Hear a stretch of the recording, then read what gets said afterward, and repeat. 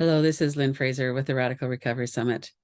Dr. Fyre Jean Graveline is an Indigenous scholar, educator, artist, expressive arts therapist, social worker. She walks lightly on the earth. We talk a little bit about her childhood, residential schools, the need to decolonize education, her work with violence against women, and her deep commitment to life, lived Indigenous feminist ecology. She brings wisdom and joy to her life and this conversation. Thanks, Lynn. Thanks for inviting. I'm honored and just happy to be here. Brought me joy. Well, and the connection and joy being the theme this year, it is interesting how it doesn't have to be all happy stuff Mhm. in order to come into joy. And so, with your history as a Métis person, Indigenous person, there's a lot of really difficult things that you Mhm. work with. And yet, arts therapy seems to have a lot of joy kind of built into that too. Mm. So, do you want to talk a little bit about how you got to where you are? Like a little bit of your history. It doesn't have to be academic history necessarily, but just who are you and how did you get here to this place that you're in now? I just want to take a moment to honor my ancestors for um, I credit them for my recovery and for the work that I'm doing now. Um, I do come from a long lineage of Métis people who are resistors.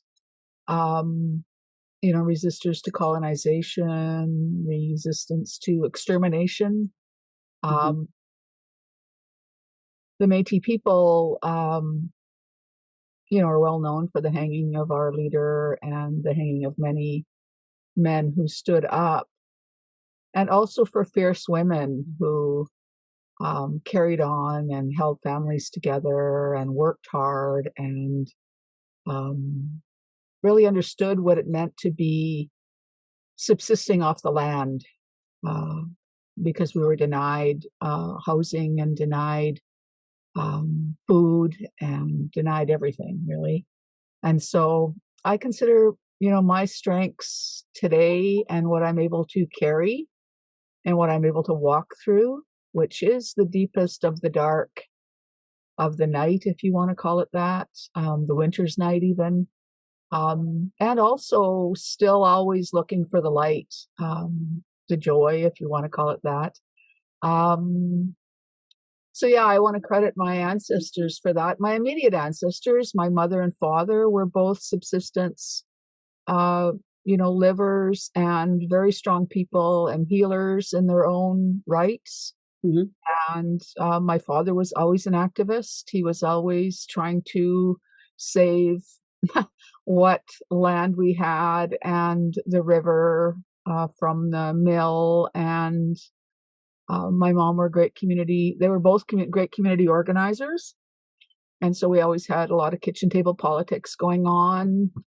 And really, the community I grew up next to, which is the Paw, Manitoba, in northern Manitoba, I grew up in a small Michif community, Rawls Island. And we sort of had our own thing going on, but went to school in the Paw. And how I got here, I guess, from there was really running away um, from the misogyny, from the rape culture, from the racial discrimination and the poverty that we experienced. And how could I find a better life? And really, honestly, I've been on the run ever since. I'm a traveler, I'm a roamer, I've lived in many territories, I've studied with many different elders and teachers. And I guess for me at this point, the work that I'm doing is amalgamation of what was the strongest healing that I received Mm-hmm. um, for my own woundedness. Yeah, I grew up in the time of Helen Betty Osborne, who was brutally raped and murdered by several young men my brother's age. So it was in my own teenage years that happened, and that really impacted all of us as young women in the community. I guess my healing journey really was trying to flee that, and also then trying to recover my own voice, my own self, my own body, and more radically, I guess, my own root, my own capacity to be an embodied spiritual being. Like, that's been really my lifetime journey. And so, I transitioned through many different teachers, including, doing undergraduate work in social work, and then master's in social work. And then I did a PhD in adult education, focusing on Indigenous spirituality and how to bring that into social work education. Um, and then I was really kind of burning out from, I call it academia now, but after many years of service in academia, I was really tiring of being in and against the system constantly. That was really beginning to feel more like wounding than contributing. And I always felt like I was in conflict. And so I at one point just stepped out and took a sabbatical and went to art therapy training, which also was very Western, and very, rooted in colonial worldviews, which I wasn't really anticipating. But then my quest began. From there, the quest I'm still currently on, or the vision, to indigenize that. Like, okay, the arts have been really central to my own healing and to the healing of Indigenous people from the beginning of time. We've danced, we've sang, we've drummed, we've carved, we've weaved baskets, we have ceremonial regalia. The arts are part of our humanity, and part of our ceremony. And so I was like, okay, there's got to be more to this art therapy or healing arts than, um, pen and paper assessment and, you know, looking at the art and determining what the diagnosis is, or, any of the ways that it's applied individually and psychoanalytically. So, yeah, that's kind of the journey I'm on now, and have been on for, I would say, at least the last decade, um, in various ways. Mhm. Uh, yeah, brings Mm. me to today, I guess. Right, right. So, what does your personal art practice look like these days? Well, yeah, COVID really slammed into my personal art practice, and shifted it remarkably to a good end. But I'm mostly painting with food. Um, I eat my blueberries in the morning, and I paint with the residue. Pour the residue, and then print it, and then paint into it with beet or turmeric or charcoal or coffee, or also I'm now into beam paints. Carl Beam, who's an infamous Indigenous artist, Anishinaabe, his daughters are running a store out of Ontario, out of Manitoba Island, Beam, capital BEAM, and they sell natural paints made out of resins and dyes and plants and rocks and things like that. So I've been adding beam to it for the last about a year, and I love that. I guess the other art practices that I mostly work with are ripped collage, where I gather all kinds of magazine pages and different things that catch my eye, and then I rip them and layer them into images, and then I paint into those. So that's Oh, I make cards, and I make bigger, like sometimes big images that take me days and days, when I have the time for that. And then I also am, I would say, eco arts. What I love about the ripped collage is I try to use all the pieces. Like, I'll take like 3 pages or 4 pages of material, maybe out of a magazine or something, but then I'll flip it back and forth and try to use all the little aspects, the words, the little tiny images, the color shreds, and think about, as I'm doing that, I'm thinking about, how do we include the excluded? these shreds would be maybe garbage or discarded. Can I upcycle them and include them somehow in this creation? And so I think that's one of the things that brings me joy at a lot of levels is, and I credit this to my ancestors too, who are great makeshift, make do, recreate. I mean, now people call it upcycling, but we've been doing it for generations, and so I love that. Like, I love to upcycle things. I mean, my hat's an upcycle, my shirt I'm wearing is an upcycle. So in wardrobe, but also like to me, seed saving and replanting. So growing my own heirloom kind of food is like a form of upcycle. Like I'm using Mhm. and using or harvesting all the parts of the plant and making different things with them, dyes, foods, colorings. And then this is my other art form. I guess I'm leading there. Is eco-bricolage, which is an art form that I've pretty much created, where I just make installations of various art materials, and often they're representing like either a situation I'm involved in that I'm trying to make sense of, and then I add medicines to it, and I add like moon water or maple like sweetness or flowers for it to blossom. So I'm, just kind of like it's an intentional, like a way to create your intentions or to resolve a problem. So it has that art therapeutic or art healing capacity. And then I also do it in groups as a way to bring everyone in. So I'll set an eco-bricolage up, and usually I'll do those ones in the four directions with kind of like a box around it to represent the box that we're all in, the society that's confining us all. Because Mhm. I'm very socially, like I'm, very conscious of all of the walls that we hit all the time, all of the obstacles. So I always want to bring those in. I never want to leave those out, even if it's, Right. fun. Like, even if we're supposed to be playing, I want to play with.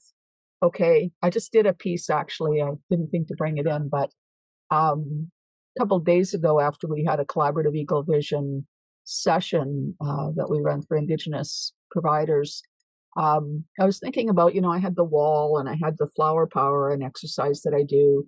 And at first, when I designed it, I had the flower power just inside the box. And then I realized as we were working with it, no, what if we reach beyond the box? And so part of what we're reaching for and creating is, yeah, contained in the box. But what happens if we're out of the box? If we're reaching beyond?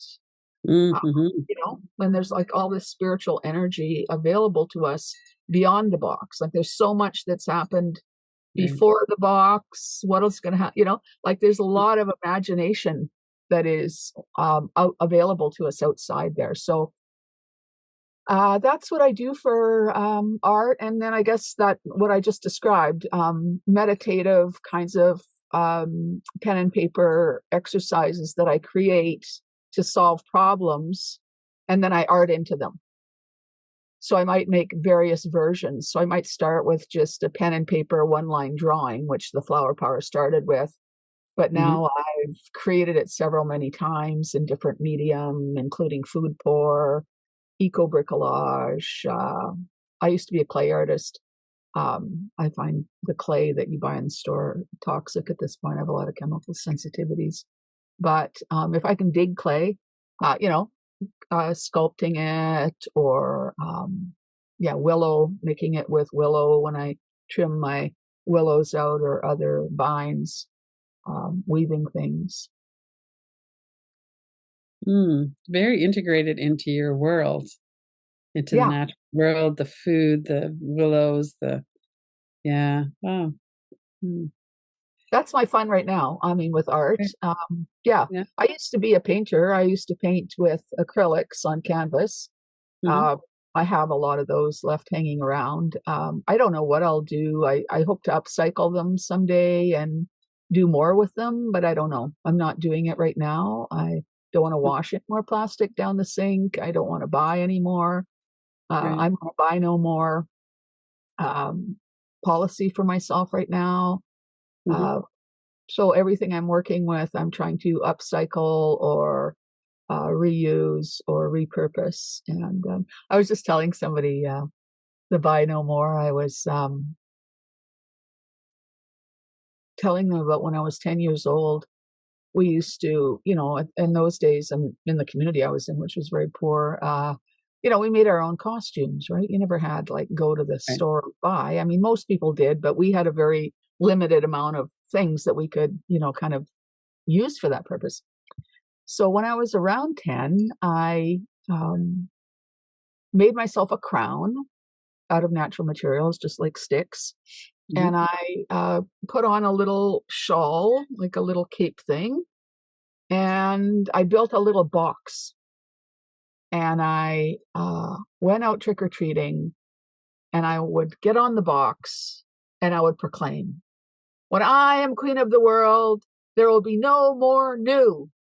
And so I just recollected that when somebody was saying to me a while ago, like, "How long have you been into this, Fiery?" Like, it Right. seems like everywhere I look in your house, in your life, you have all this amazing upcycled arts and Yeah. things, and right? And I was just gonna say, well, I don't know. I think I went through a period that I was more of a consumer, um, but that was a short period in my life. And it's not that I don't consume anything, obviously, I do consume some things, but, um Right. Well, that's quite a mindfulness practice, though, to not just buy something when you need something, but to look around and what could yeah. I use instead, or how could I upcycle something?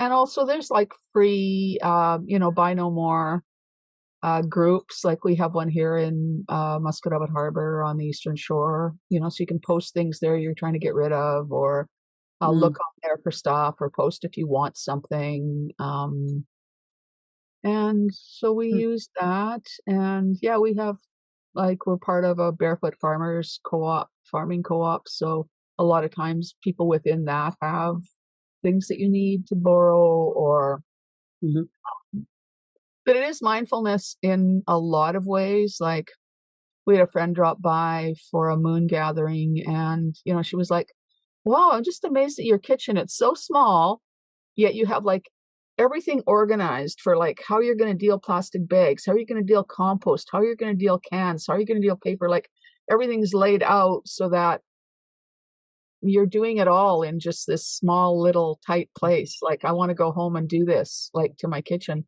uh, and so I think, it is that way, like, it takes more time, mhm, but it is a mindful practice that, how can I live with less of a footprint?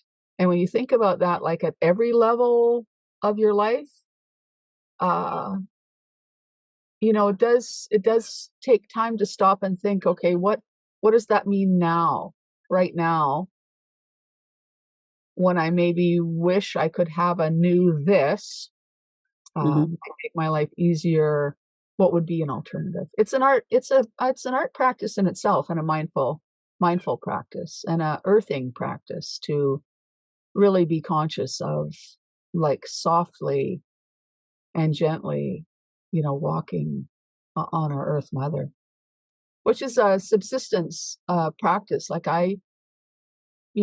we grew up in the northern bush, so you do have a lot of snow there, and we were trappers, so we did walk a lot on the snow, and I think walking, we did have snowshoes at a certain point, but as smaller children, we didn't do the snowshoes, the heavier adults did, but we learned to walk softly on the top so you didn't fall in.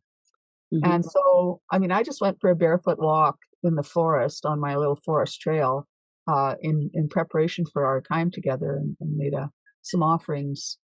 Um, and when I do that, I'm very conscious. Okay, when your feet are bare and you're walking on rock and you're walking on moss and you're walking on sticks, it's cold this season, and you're just very conscious of your feet. And mhm, you're like, okay, this is my mindful practice of walking softly and walking gently on Earth Mother. And how do I land with each step in a way that, you know, is not going to harm me, for one thing, right? You don't want to be stepping hard on roots and rocks and Right. harming yourself. Right. But also as a daily practice for a reminder for how do I want to be in the world? How do I want to be with others? How do I want to be with my food? How do I want to be with my animal friends? Um, with my recycle, whatever it is, you know, my art materials. Yeah. So the kind of perspective that you bring has probably not always been welcomed, especially in academia and different places. Yeah. How would you describe yourself in terms of your activism? Well, I would describe myself as a radical, definitely. Like the life as medicine model is, you know, based on kind of four radical forms of thought, you know, like lived experience, or, you know, some people might call it phenomenology if we were in the academic setting. The I is for Indigenous spirituality or teachings, knowledges. The F is for feminist politics, which I think names it all. I mean, in and up against the patriarchy. I mean, you really can't get more radical than that. And E for ecological, you know, how do we stand for and with Mother Earth? So I would say my biggest form of activism is, well, not only my life as medicine, politics, and healing processes, but I do show up on the front lines. I am an activist. I was a member of Extinction Rebellion when we were showing up. And I was at the, you know, 100,000 people march in Halifax.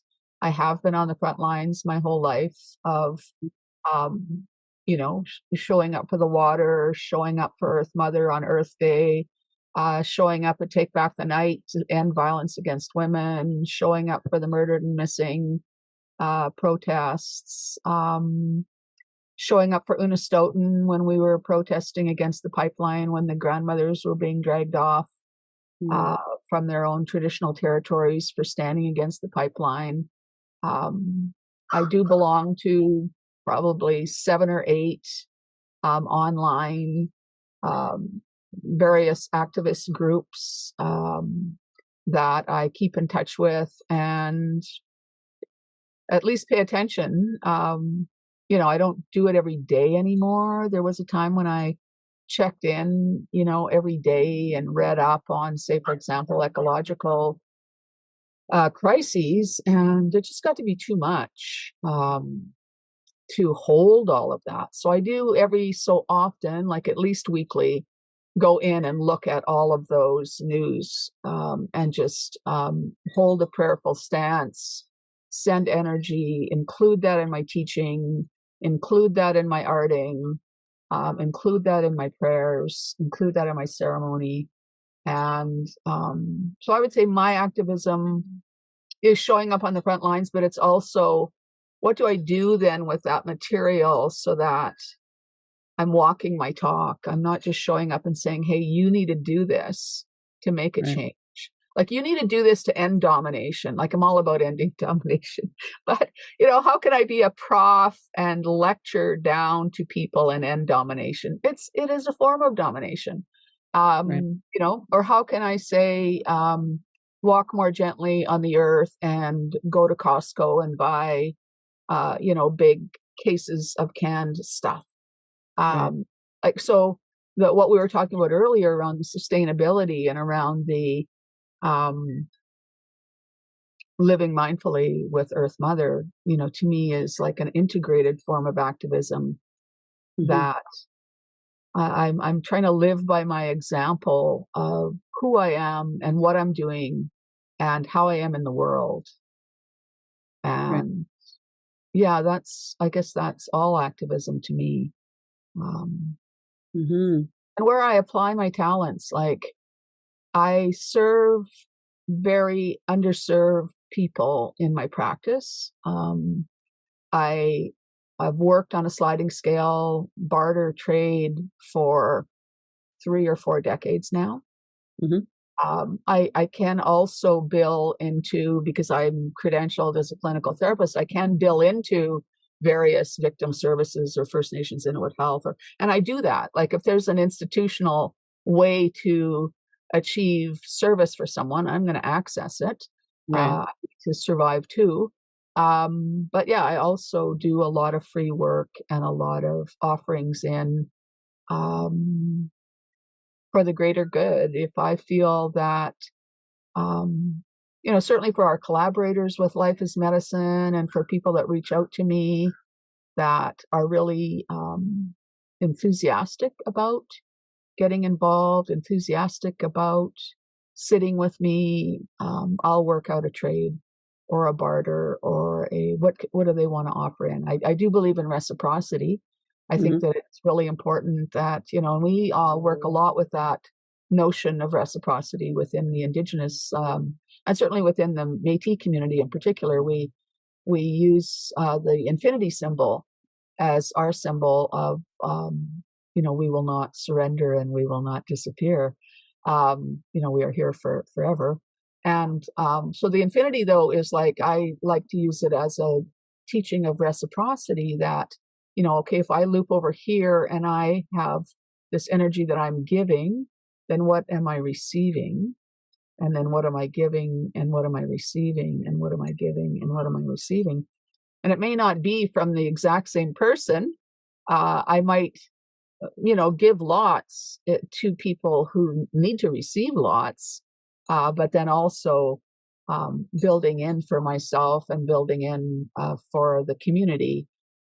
What are we receiving so that we can be in a better position to give? That's my idea of sustainability is like looking for those places of Hmm. abundance that can then afford to give so that we can continue to give to those who are the most dispossessed, which of course the Métis well apply for that category, and many other Indigenous people that we serve, and also BIPOC communities and two-spirit, lesbian, gay, trans communities, very dispossessed. The newcomers to our world, to North America as well, that are fleeing their homelands and war zones, are very currently dispossessed and needing supports. So those are, I would say, and within those communities, the youth and the elders, the mothers, like these are the people who are most in need of receiving. And then, so how do we support that? How do Right. we resource that? Um, yeah, Hmm. I don't know how I got off onto that, but Oh, that's beautiful. There's so many threads there. mhm, And part of it is the integration and the connection. It's no accident that one of the things that the Canadian government did was to really outlaw Indigenous spiritual and ceremonial and arts practices. mhm, And the trauma, the disconnection, literally taking children from their homes. mhm, It's very effective in terms of dominating mm, and genocide. yes, And so to counteract that, to have such a ground-based, earth-based mindfulness, mhm, reciprocity, all of what you're talking about mhm, seems like a really nourishing and really integrative process. Trauma is so disconnecting too. People are disconnected from our bodies and from our sense of who we are. yeah, Mm. totally. Educational trauma is an often underrepresented trauma source. The domination in educational systems and how people are made to learn things and sit still and learn inside boxes and learn separated from their parents and separated from their siblings and separated from their grandparents and separated from Earth Mother. Like Mhm. education is all about separation. There's nothing about the current educational system that is integrative. There's nothing that's earth related, earthing. There's nothing that's acknowledging trauma or healing it. Right. There's nothing about building community.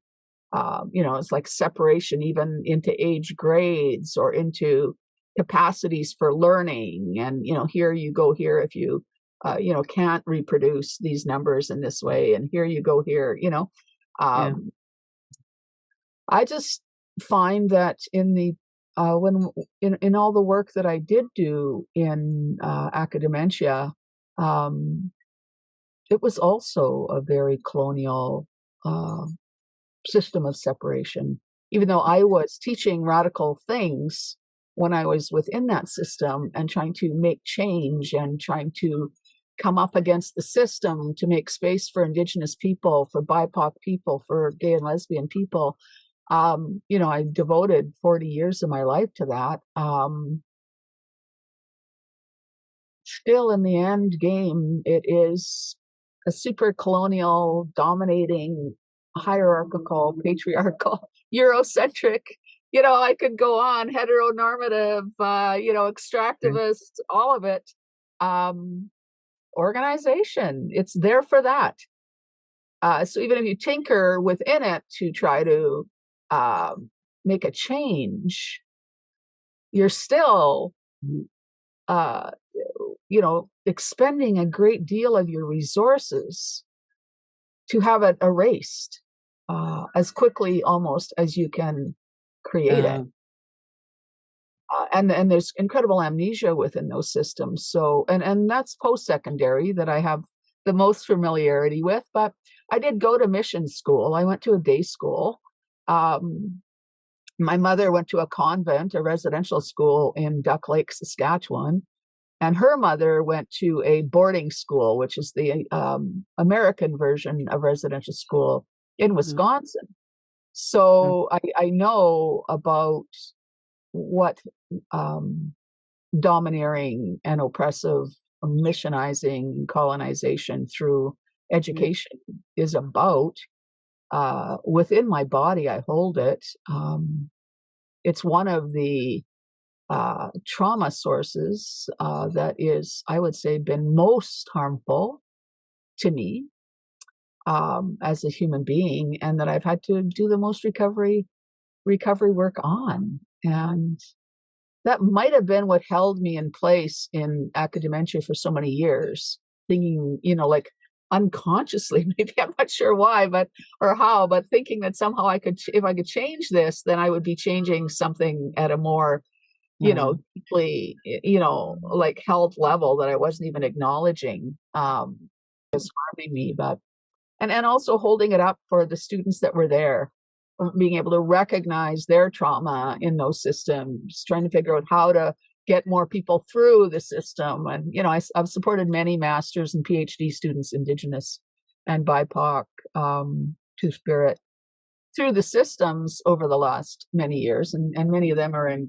doing really great stuff. And so that's nice. I get joy from that, seeing how well people are doing.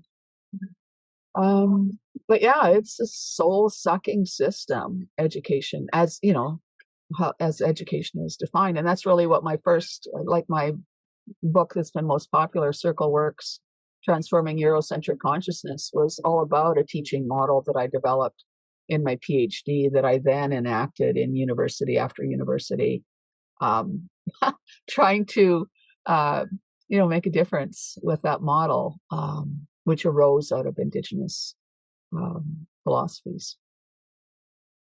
well, and I think, it's true that you made a difference to a lot of individual people. So Mm-hmm. even though the system is set up in opposition to what you want and what you're doing, the individual people that you touched and that you validated, and I know how important it is for me, especially when I was younger, but now too, to have someone go, yeah, I get what you're talking about. It's real. And to point out things that are going on in the system that a lot of times we just think there's something wrong with me.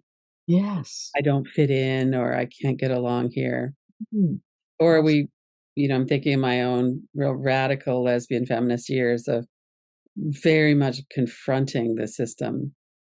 And it was so important to have other people go, yes. And a lot of those people were authors. like Mhm. Audre Lorde and different people who had that analysis of the system. And it's so important that we have that those common connections around that Mhm. we don't feel so alone. Yeah, absolutely. Like I'm just thinking about a time when I was interviewing for a job at, a prominent Canadian university that shall remain nameless. But, um, I was just fresh out of my PhD and I was like, just really like socking it to them about my model, my teaching model, Circle Works. And, this guy, I didn't realize he was like on the hiring committee and, a key person. It was like the public presentation before the job interview. And he stood up and he said, like, who do you think you are, the Indigenous bell hooks? And I was like, oh, thank you. It's Like, a big compliment. that is such a huge compliment that I would be compared to bell hooks. Wow. Like, very good. I'm impressed. But it was like the way he said it though was not Right. complimentary, right? Yeah. Yeah. Um, so I would say like the F in life as medicine is like I do lean very strongly into my feminist roots. I do believe I was born a feminist. There wasn't much room for it in my life. I did like come up against my grandmother, who was very patriarchal on a regular basis. She was the matriarch of our family, but she Mhm. revered men. Um, but yeah, like when I came out of my community, um, I transitioned to the local university in the city nearest, which was still 8 hours away. And then I got admitted to another university under the first affirmative action program in Canada that was admitting Indigenous students without their, appropriate GPA into social work. So that's where I went. Like it just like, okay, this is an opportunity. I'm going to go. And it was also a tuition waiver, which was great. I've much needed. So I get there and, I'm going along doing my thing and I'm in a major city and I'm come from the bush. And so I'm like, all I can really do is get from my apartment to the university. That's like on the bus. Mhm. That's like, wow. And, I'm doing it. Anyway, partway through the term, this prof I had at the time, and this is in the 70s, who was a feminist, called me into her office and she said, I've been assigned as your advisor, and I was just looking at your chart, and I'm realizing that you're failing practicum. And I was like, I'm failing practicum. I didn't even know I had practicum. And she was saying, well, you're supposed to be out volunteering at an agency. And I was like, well, I don't really have an agency here. I don't really even know anybody. And I don't know who to ask for that. And so she said, well, tell me a little bit about your history. So I told her a little bit about like the town I grew up in and what happened there and why I was in social work. And she said, I got the place for you. She sends me over to Aware. And Aware was Alberta Women Against Rape and Exploitation. And she said, go 1 day a week. So, because you got to catch up 1 full day a Right. week. So I said, okay, I'm going to go 1 full day a week. And there I stumbled upon, radical, lesbian, separatist, feminist, rape is not your fault, uh, Right. patriarchy is to blame, and it was like heaven. It was just like, wow, Mhm. I am not to blame for my sexual assault. Like Right. I'm 19, I'm like straight out of the bush. I believe them.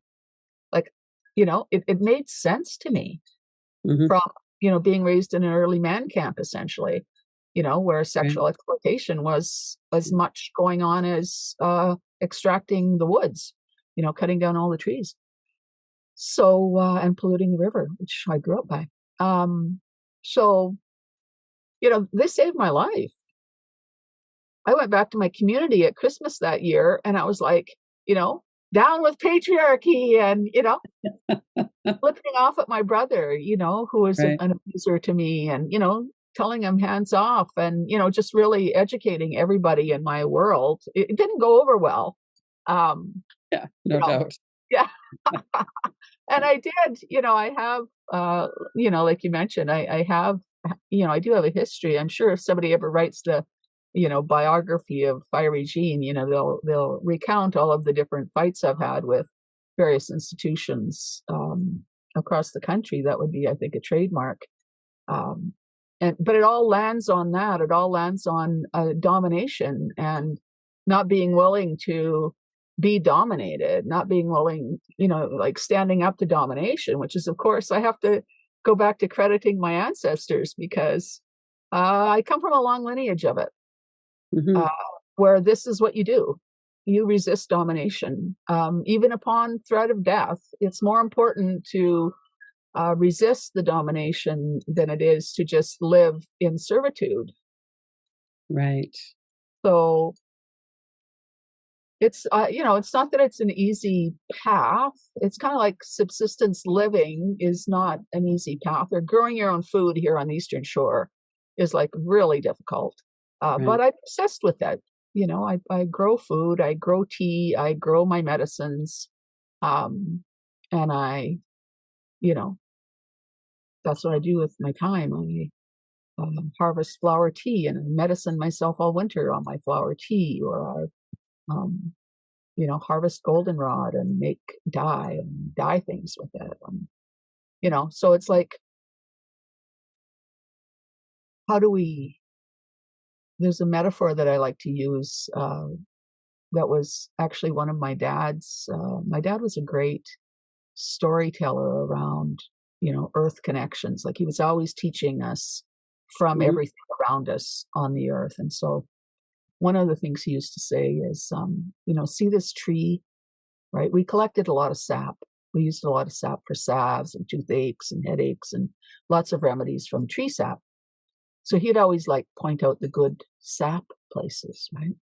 So see this sap, and generally sap will run, but then it'll congeal around a wound. If a tree has a limb missing or, Hmm. part of it's wounded, you always know that the size of the wound from the size of the sap. So, see this sap, you know, the sap is covering, it's healing the wound of it that's happened to this tree, right? But then once the sap becomes hard, then you know that the wound is better underneath. So you can take that hard part off. We can harvest that respectfully, Ah. offerings for it, harvest that, and that can become our medicine. And so I love that metaphor for healing, um, and for us as healers, that my lived experience, so the L under life, my lived woundedness, I grow my own medicine, I grow my sap. Hmm. And Hmm. then as it heals, then my sap becomes available uh, for medicining others. Like with Right. the tree, it's not only the humans that come by, the bugs come by, the birds come by, the animals come by. Hmm. Everybody is medicined from this sap, not just the tree and not just the human. And so to me, that's kind of a metaphor for my practice is that, part of walking my talk is continuing to heal my woundedness when it shows up so that that becomes my medicine. Hmm. And I try to And that stay in, hard layer of sap doesn't help yeah, us once no, we're healed. yeah, yeah, but it's very useful for everybody else, Right. right? So if we can make Mhm. the medicine out of it, like we're actually helping the tree when we Hmm. connect with that medicine and use it respectfully. It doesn't help if we like rip it off Right. and then it Right. has to resap and really reheal and regrow its medicine. But if it's Right. just, there and we can kind of respectfully offer with gratitude and receive some for our own medicine, then the tree lives on in us Hmm. and we get better. And so it's devoted itself to our betterment, which is part of its job. Right. And we get well. One of the gifts that you mentioned earlier from your ancestors, your parents were activists and community organizers. And so some of the conditioning that a lot of people have around um, colluding with the patriarchy and colluding with colonization. That was not the conditioning that you had as a child. Although you did have some patriarchal conditioning. Some. I had Yeah. some of that. I mean, my grandmother very much was conditioned to Catholicism and very much had a great deal of respect, and not beyond respect, I think obedience for the nuns and the priests. You never questioned the nuns or the priests. You always did what they said. So it came up to my grandmother, who was the matriarch in our household when she was with us, and she was often with us. If you came home from school and you had been harmed by the nuns or the priests, well, you deserved it. So you never complain to her, never expect sympathy from her, expect more punishment from her if you were harmed by them, because you deserved it. You must have done something. But my father did not operate that way. He didn't go to school really. He was orphaned quite young, and he grew up just kind of fending for himself in a small Michif community, Saint Laurent and L'Atelier in the Métis homelands there. And so he just kind of got raised by elders and older brothers and sisters and aunts and uncles, and kind of got passed around. Was like already working at 10 or 9 or 10. But he was just like a really gentle person. I don't know how he got that gentle, but soft-spoken, very thoughtful, and many times would just take me aside and let me know that he didn't really believe it. No. Like, he didn't really believe in hell, for example. And that was really important to me in that moment, because they used to show us flip charts on hell. I write about this in my second book, actually, Healing Wounded Hearts. I have a story in there about the flip charts. But, they used to show us these full glossy, flip chart size, fully colored images of hell, that had the fire and the devils and everything in them. And I'm 6. We didn't have TV, so I believed if I saw something, I believed that it was actually fact. I didn't think that this could be a piece of art. I didn't even really know about art. The art that we created was very practical kinds of things as a child. We were always creating, but it was all about survival and subsistence.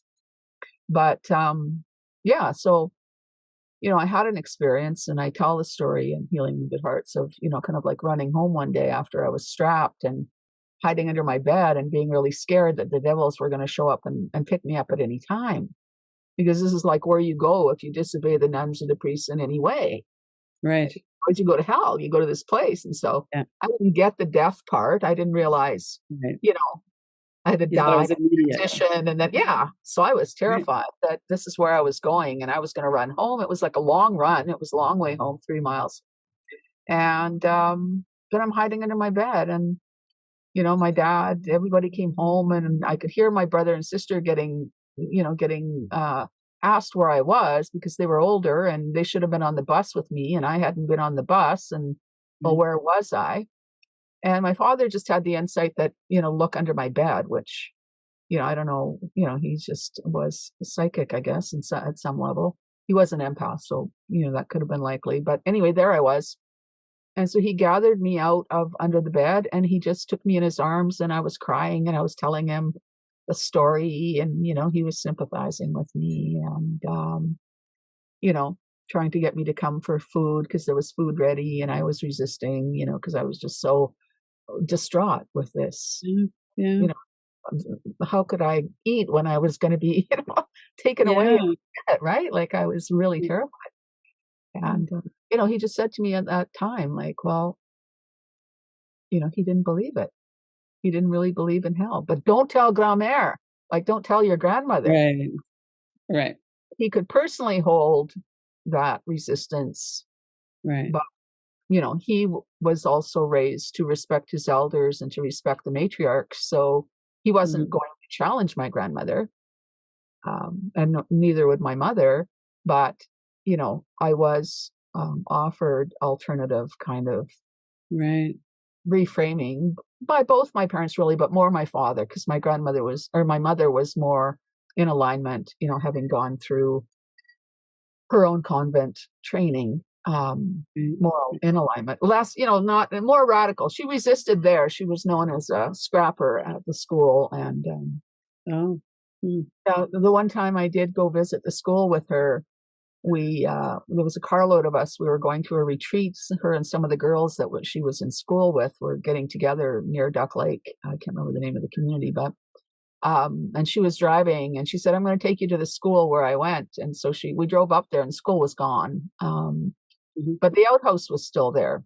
So she wanted to bring us to the outhouse. So we're like all steps there. I might have been 11 or 12, I think, at the time. And she brings us to the outhouse, and in the outhouse, she says, "See there." And she had carved her name. Rough House Balfour was the nickname that she had been given. Oh, really? Defending the girls against the boys. If the boys were getting rough with the girls, she would stand up. And she was very wiry. She was a fighter. She was a hockey player. She was a ball player. Mhm. Uh, maybe if things would have been different for her, she would have had a different life than getting married and having children. But, she was a very alternative kind of woman. And yeah, so that Hmm. always kind of stuck with me because, like, that's like her legacy. We never heard anything about the school. We never heard anything about it was just that one trip that she was kind of going down memory lane to meet up with those girls that we Right. saw that, and it was like, Rough House Balfour. Yeah, that's a good name for you. you know, yeah. So, so yeah, my mom was also a resistor in her own right. Like another story I like to tell about my mother, we were at my um, cousin, my oldest cousin, the firstborn of the next generation of my grandmother's lineage, um, became a nun, which was not so unusual for the people in the Roman Catholic Church. You had to offer up at least one of your offspring. Right. All right, so we were all grateful that my cousin had decided to step in, right, saving us from the possibility. But here we Right. were at her marrying Christ. They have like the ceremony, the wedding ceremony, where you go up the aisle, you're given away, you have a gold band, you become the bride of Christ. So we were all there, and she asked me, I was 16 or 17 at the time. My father had recently deceased, and I was really in mourning for my father. And she asked me if I would be part of the ceremony, if I would read one of the scriptures. And at that time, I was doing that. I had been well conditioned in mission school to, do what the nuns and priests ask you to do. So yeah, okay, sure. Mhm. Anyway, I was garbed in this white robe and, did my best to be holy and, Mhm. do the scripture justice, right? And so it all went well. And we get to the reception at the hall after, right? Just like you would a wedding. They had a reception, family was there, friends were there, everybody was there. And a whole group of nuns surrounded me. And I didn't know any of them. They weren't any of the nuns that I had in school. They were Mhm. nuns that my cousin was joining up Okay. at the convent in Prince Albert. And they were surrounding me, and they were like, "Oh, Jeannie," that's what I was called at the time. "Jeannie, you did such a beautiful job with the reading. We know you must have a vocation. Oh, that's a heavy thing to land on We you. are going to go and pray at the convent that you will join us." Oh, man. And I was devastated. And, this was never my aspiration to be a nun. Uh, Right? Yeah. so I just went over into the corner and I was just kind of like, oh my God, what am I going to do? Well, I was also not really wanting to be there because I'm not much of a social butterfly. Mhm. Uh, and, so my mom comes over, you know, get up. You have to go around and visit all your aunties. And, we have like a protocol. Mhm. All these people are in from out of town. You have to go in. I can't. What's wrong with you? This is my mother. what's wrong with you? And well, Right. I told her, and she said, just a minute, I'll take care of it. So she drags me across the room and then takes me to this one nun who had been part of the circle. Mm-hmm. And she says, calls her by name. And she says, I want to make sure that you know this is my daughter. And, oh, says the nun. And she says, you have vows for nuns. You have the vow of poverty. You'll have no problem with her on poverty. She grew up in poverty. She's used to it. You have the vow of chastity. She doesn't like men anyway. But obedience, you will never get her to obey. If you think you had it bad with me in the school, she is even worse than me.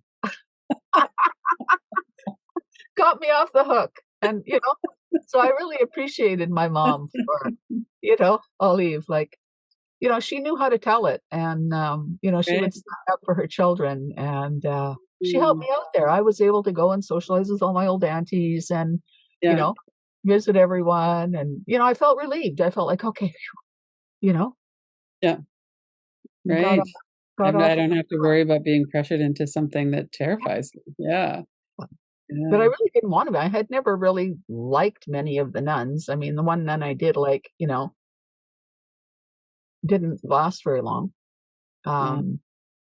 So it wasn't like it was first on my list of what I Yeah. want to do with my life. It was go and hang Right. out with them. Right. So, Yeah. but yeah, Yeah. that was So, before I read the book Lesbian Nuns. But oh, I had that book too. It must have been the 70s or 80s, maybe. Yeah. well, I found it in a little coffee shop in Saint Laurent, a little Catholic, or not Saint Laurent, Saint Martin, a little Métis community I traveled through. And there it was on the book stand. It was like, whoa. I bought a Wow. copy and mailed it to my cousin just for fun. Wow. Well, and the Oh, church played such a role in colonization. yeah. Do you feel angry about that? Do you feel reconciled? How do you feel about that now? I was at so I also make sure that I attend and do events for the TRC Day for Orange Shirt Day. And, if you go to our website at Life is Medicine and go into, I think it might be under blog or it might be under stories and offerings or something.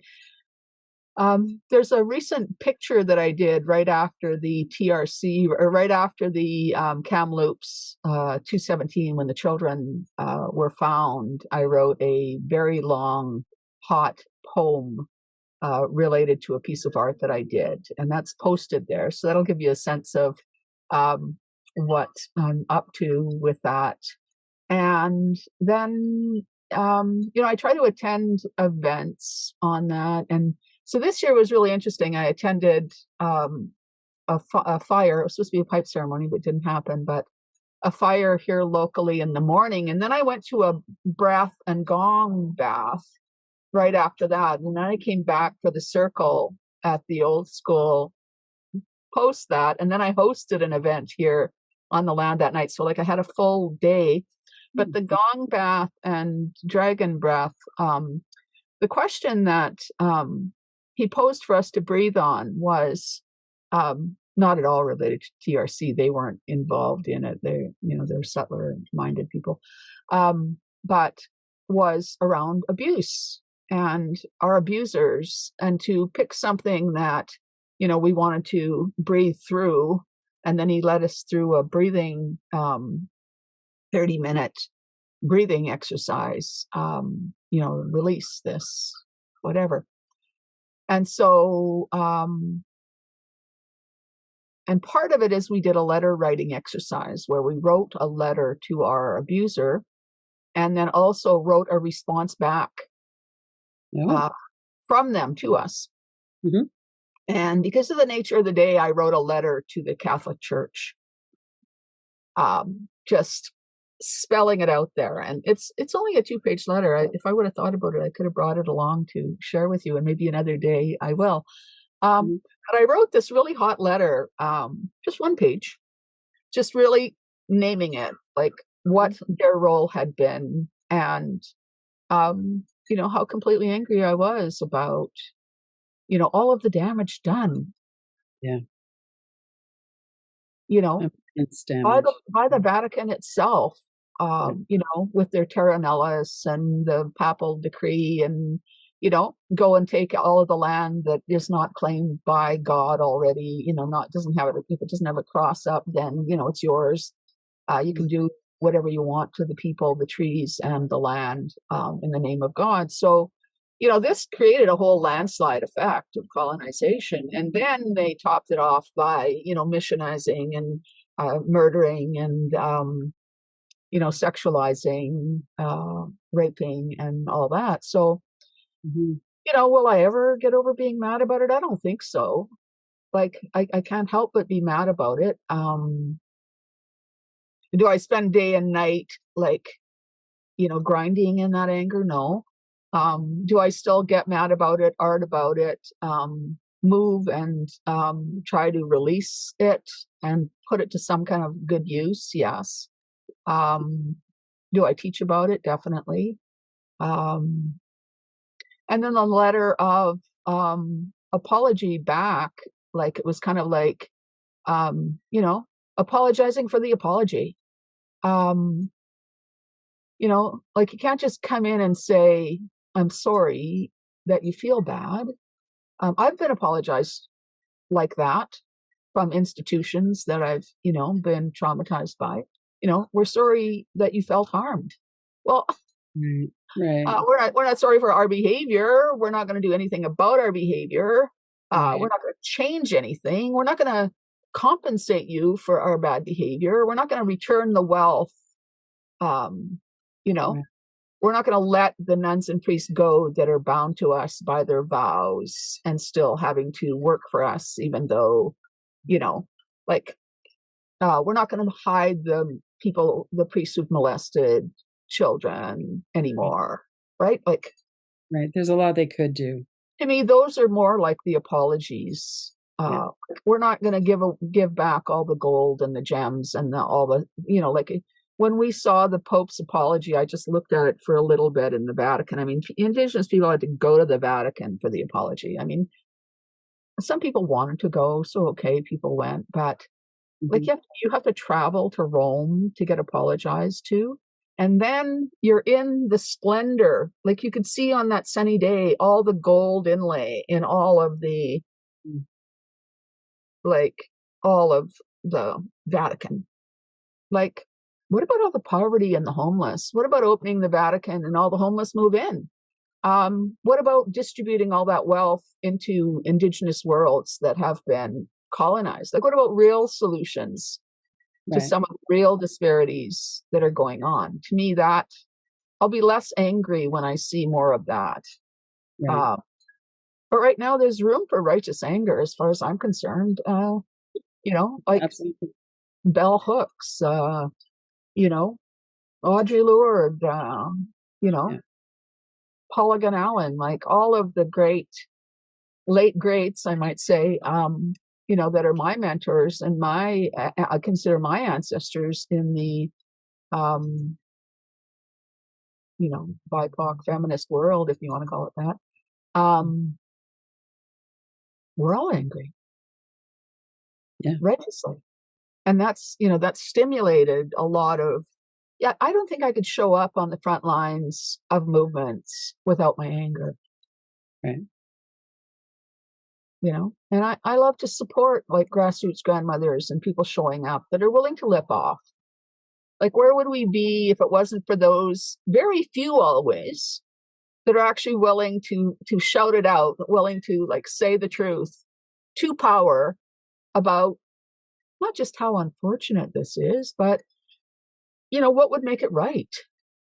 I think that's an important conversation for all of us to be able to be in our discomfort. Like, I don't find it comfortable to be angry.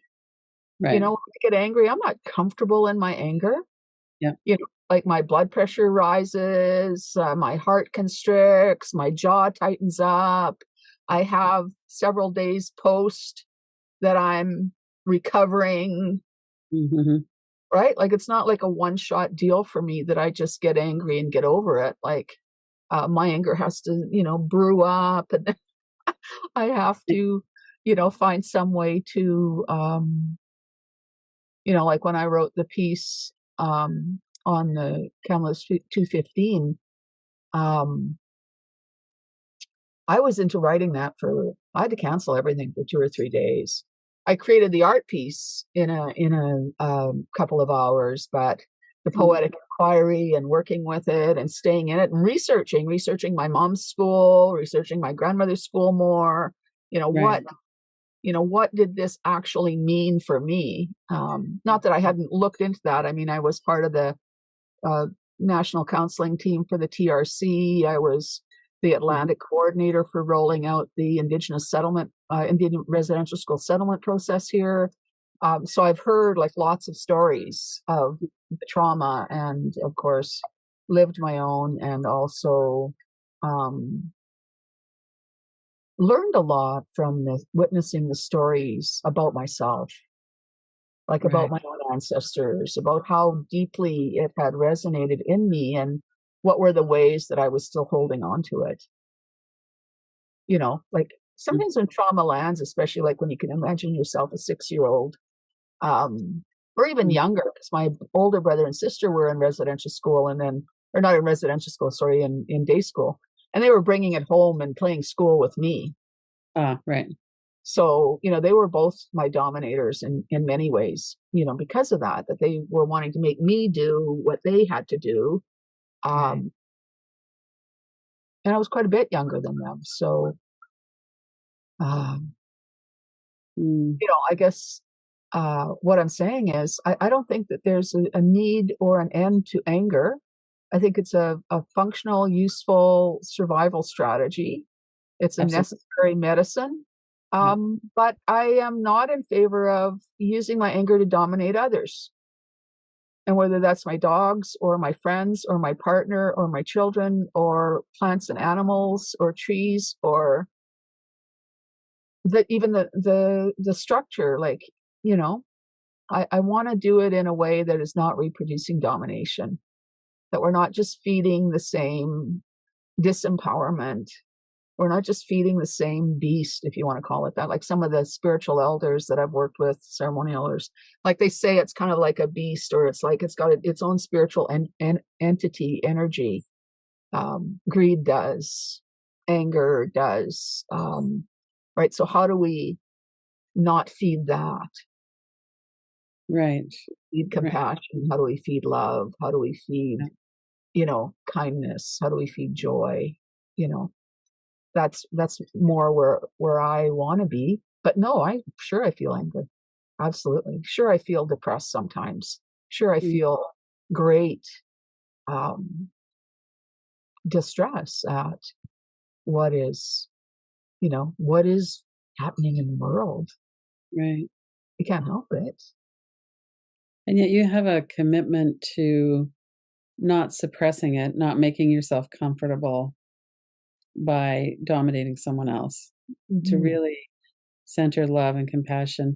And it's telling too that you did an art piece when you found out about the Kamloops, the children's grave at that school. Yeah. So to take that into your art, that I just honor that you're able to do that, that was where you went. You had this feeling really sick at heart about something, and then you went Mm. into your art. Yeah. And I think it's sort of like for a lot of mindfulness practitioners, it's kind of like the daily practice of your so many minutes of yoga or so many minutes of sitting on your cushion. Or I'm a nature meditator. I like to go into a certain space in the trees or a certain rock and lean there, or go and connect with the light on the water, and feel the energy there, or even just lay out on the ground and This is another one of my dad's strategies, like connect with the pulse of the earth and slow Mm. your own heart to the pulse of the earth. And that's the healing medicine. But I also have a daily practice of arting. Like I art every day. My morning window is a short, kind of meditation with the light in the morning, and then I art. I art for a good 15 minutes, half an hour. I have an art book that I just work in. Someday I do pours. Like if I have blueberries, I pour a bunch of pages with however much material I have, or coffee. I pour a bunch and add maybe to some other pages. And then um, maybe in the evening, if I have an opportunity, I try to make an opportunity to go back in and then apply paint, usually in the evening. Just adding two pieces, creating maybe some new ones, or if I'm working with something, if I've thought about something or I've encountered a problem in the day, then I will work it through the flower power or through a medicine wheel meditation, or I use the spiral a fair bit, spiraling out with the energy back in, Mm. and the infinity, of course, or the Right. tree. A lot of tree symbolism. How can I stay rooted with this? How can I reach for the light? So, working with the nature metaphor, but doing it and the ancestral symbols, and doing it through the art.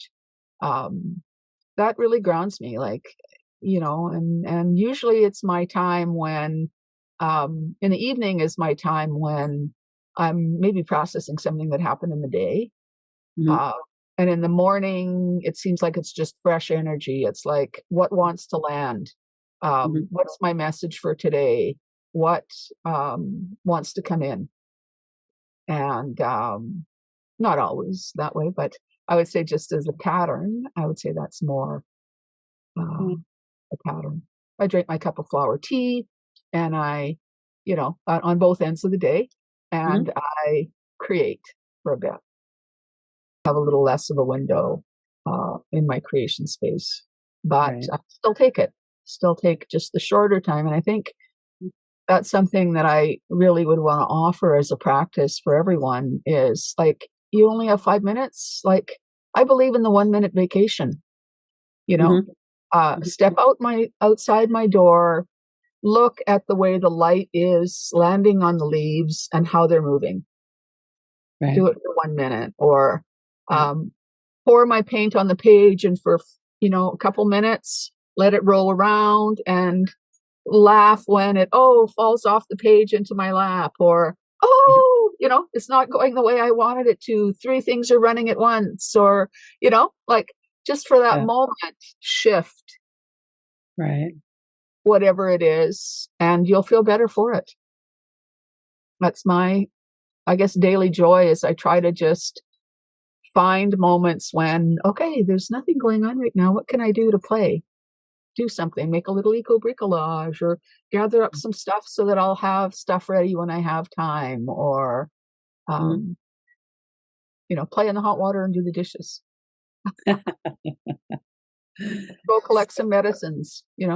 Yeah, to be in your in the moment, not Yeah. to disappear somewhere. Yeah, like when I'm doing my flower tea, I'm out with my primrose. I let my whole front garden, my COVID garden, a lot of it go to primrose this year, and had there's like a million primrose blooms going at any given time. And every morning I was out there harvesting my primrose flowers, the ones that were just the perfect ones, Ah, um, and drying them for my flower tea. yeah, And so my flower tea is all of these, like, red clovers and primrose and rose petals, and things either in my near vicinity here or in nearby friends' places that are yeah, growing, that are, so there's the joy of harvesting it. There's the joy of you know just being totally immersed in the primrose flowers, which are bright yellow, and you can eat them fresh off the plant. And so I'm nibbling on them, and I'm harvesting them, and I'm communicating with them. And I just, like, even if I spend 5 minutes in the morning picking my primrose, I'm happier for it. right, right. Mm. Mm. I'm just wondering if you'd like to talk about your work, if they want to connect with you, lifeasmedicine.ca. through email, but we also have Zoom offerings. Like we have virtual offerings, and then sometimes we have hybrid offerings. So we'll have a gathering here in Nova Scotia, but we have it also happening virtually at the same time. We had, so for example, 2 meetings on rematriating our governance, how to, bring a more mother-based, woman-based, collaborative-based, harmonious, egalitarian, dominance-free. How do we do that in terms of the governance of life as medicine? So we've had several grandmothers meetings that have been national and also some international involvement with people who are doing that work. For example, May Louise Campbell in Winnipeg has the Clan Mothers Healing Village there. She's one of my long-term elders. She was present to give us a keynote, which was really fun. And then we have, offerings that will come up. Like right now, we're offering collaborative Eagle Vision. They're both Zoom-based, but we have the South Door, which is for Indigenous people to have space for ourselves to talk about, issues of in the work. But then we're also offering the Eastern Door, which is kind of like an introductory space, and that can be anyone who's, providing service of any kind into the world. We want to support you to support Indigenous people. So how, what knowledge would be most helpful for you and to offer that.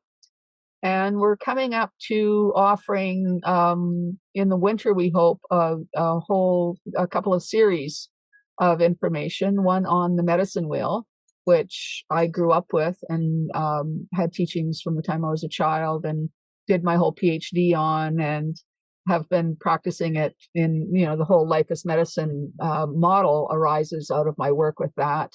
And so I'm going to offer kind of some foundational teachings on it, and then an advanced, kind of like, so that'll be a series of in total 13 sessions where we not only learn the basics, because it's like, you can learn the basics in a session, but it's like, how do you keep deepening so that you're actually applying it at every level of your world? Like that's a lifetime practice. So Right. if people are interested in that practice, I'll do 7 sessions to make sure that we cover each of the directions fully. But then if people are interested in taking the deeper dive, there'll be 6 additional kind of like application sessions. And then I'm going to do the same thing for Circle Works facilitation, like working with Circle facilitation from an Indigenous perspective. What, why are we in Circle? How do we facilitate a sharing circle? What are the layers of deepening? What are the applications? So I'm intending on doing the same with that. So this will be like winter offerings coming up. We're just getting those ready right now. And all of those will have arts-based. So it'll be Indigenous teachings and arts-based healing strategies, combined in whatever flavors, however it percolates at the time, and have, some ceremonial aspects to it as well. And then, and we'll be populated with grandmothers and other facilitators in addition to myself. We're also going to be doing a series on ancient symbols. Jean Tate, who is one of my colleagues and co-collaborators with Life as Medicine, has studied ancient symbols and pictographs and art on rock for 30 years and is a well-known Canadian artist in ancient symbols. And so she's going to partner with me to offer some ancient symbols work, a few workshops on that. And we also work with a person called Stella Raven, who is one of the key facilitators in the trans healing movement. And so we're going to offer a series preparing people for, trans-friendly practice. We're also just kind of gearing that up. And so that will also be art-based and ceremonial-based, but also, grounded in Stella's knowledge of lived experience with that and what they've been offering into the community on that. So those are just a few where we've got a whole list. And on the webpage itself, you can just subscribe. So then you'll be notified too when things come up. But if you're just curious about us, you can just scroll into the workshop, scroll into the blog, scroll into the other places on the website. And, if you want a conversation with me, I'm just Fyre Jean at lifeasmedicine.ca. And yeah, I happily talk with people on a regular basis. Hmm. We're looking for people who are inspired. Like if feel like, wow, I'm really excited about this work. I really want to come on board, whether you're Indigenous, BIPOC, Two-Spirit, trans, settler. Like if you go, yes, this is what I've been looking for, then, we're into seeing what that means. So our process that I like to call it is an offer and ask process. So we're going to make offerings, or you can make offerings to us. You can say, hey, I really am good at this. Can I offer this into you? Or I have lots of money. We're looking for some cash right now. Can we offer you like some cash? And, we want to ask for something like the reciprocity, right? Hmm. So, what do you need? Like, yeah, you want to provide service to Indigenous folks, for example. You want to reconcile, you feel some responsibility for the what the ancestors have done. You know, Maybe you want a conversation about that. So what do you want to offer? Sure, I'm willing to sit with you. I have lots of ideas of how that could work for you. Hmm. But what kind of reciprocity um, would you like to offer then? So yeah, and then the other theme, I guess, is all ages, all stages. Hmm. So we're really inviting everyone in. Um, it's like going to take us all, right? Like, Yes, definitely. Hmm. and domination is like splitting us all up into various categories and saying, no, you don't belong, and you don't belong, and you don't belong, and few people are left actually belonging. And so, how do we create environments where we all belong? And we all have a place. And that's what circle is. Circle, everyone belongs. We all have a space in circle. We're all here. We're not junk. Nobody got made faulty or defective. Like Right. we all have offerings in. And we ran our Mia's Forest retreat, healing retreat, which of course people are welcome to also come and attend. We'll be advertising our spring offering soon, so we're getting it out a little bit ahead of time this time. So hopefully, we'll have more people able to travel in. Um, but we had all ages, all stages. So we had, everybody from kind of clinical, paid, professional type people to people that were, just coming into their recovery from addictions, still involved in child welfare Hmm. with their whole families. We had children. We had a 90-something-year-old elder, and everything in between. And it was really fabulous. Lots of youth. So it was really fabulous to see everyone healing together in community. Like to me, that's what lights me up is healing arts on the land, all in together, and facilitating that, and just in an evolving or emerging way so that what we're doing is matching up with who we have in the circle. Um, Right. Right. Not we have this box, and to heal, you have to somehow fit in Fit. it, right? Right. Right. You have to show up a certain way in order for us to work with you, or you're out, right? No, Right. how do we uh, bring everyone into the circle and allow everyone to be teachers and healers Yeah. in that space? Right. I always learn so much from those spaces myself, and Mm-hmm. feel a deep Very rich. sense of gratitude for being able to be in them. I take my doggies to the beach every day, and so it's fun to take them to the beach, right? Because it was like my one pick me up, like before the lockdown. Yeah. And some people were really welcoming of the puppies, and they were like, "Oh, puppies, this is the greatest thing." And some Yeah. people were like, "Oh, you know, can't you control these dogs?" Right? And I'd Right. say to people that were upset about it, I'd say, like, look at these creatures. They are so thrilled about life. They're Yeah. so excited to be alive, and they're so excited to be at the beach. Like, don't we all need that right now? And, Yeah. every time it would shift the energy. Like, Wow. every time the people would, like, lighten up. I'm like, yeah, you're right. Oh, yeah, we do need that, right? And they would engage with the puppies and their energy. And Right. so, I guess in closing, I would say that, like, we all need that. Like, even if on the outside we're crusty and we're upset and we're closed down and we're, you know, focusing more on what our pain is in the moment or our stress is the moment. We all need that excitement and love and joy and fun. And whether it's the puppies that give it to us, or the light on the ocean, or the trees, or the art, or singing, dancing, playing, Right. with our community. Mhm. Yeah, let's have it all. Well, thank you so much, Fyre You're Jean. so It's been welcome. wonderful. Yeah, Yeah. awesome.